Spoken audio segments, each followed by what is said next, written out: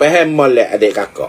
Asal kaedah ahli sunnah, akidah ahli sunnah, semua manusia kalau bukan Nabi, kalau bukan Rasul, tak maksum.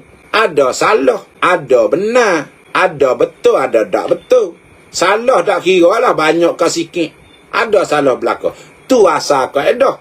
Nah, tapi sungguh kaedah lagu tu kita tak tolak kaedah tu. Kaedah kita lagu tu. Tapi apabila kita nak cari kesalahan remo tak boleh. Kita nak kata apa baik tu, kita nak kata satu orang salah.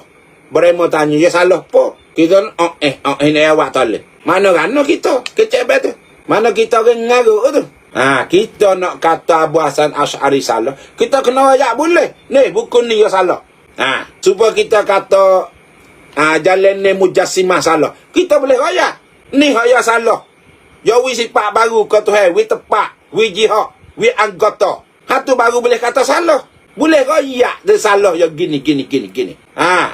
Salah orang hak bohong tu. Mana? Salah dia nipu kata sifat 20 tak ada lekrak. Itu salah dia. Boleh raya. Apa tak boleh raya nak kata salah kok mana? Imam Syafi'i salah. Salah mana weh? Tahu kau tak tahu juga. Mengaruk lagu tu. Begitu situ. Hak tak salah kita cari tak boleh tepat salah dia. Kita nyawi salah. Orang hak salah tunggal ni kita kata tak salah pula. Mengaruk sungguh. Apa lagu tu? Takdir lah. Takdir kata satu orang salah. Nyata kita tahu tapi ya tabak dah. Tak boleh nak kecek tu. Ya tabak dah, tak boleh kecek dah. Kalau tak tabak lagi, kalau kecek nak jaga remo, tak apa. Kecek wasdak mulut, tak boleh. Pera tu. Pas ni mana Abu Hasan Asy'ari salah? Nak cari tak boleh. Cari tak boleh, kecek apa? Ni mengarut. Tujuan kecek ni, nak nampak kita salah pun tamada. Lagi tu.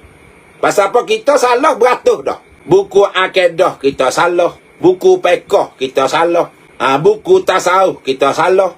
Buku sejarah kita bohong pahit. Patasai kita nampak udah.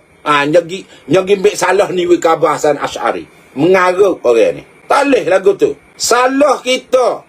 Kita rajak, kita tabak. Hak tu wajib bagi kita. Bukan mbek salah kita gila padai mu. Tak boleh lagu tu.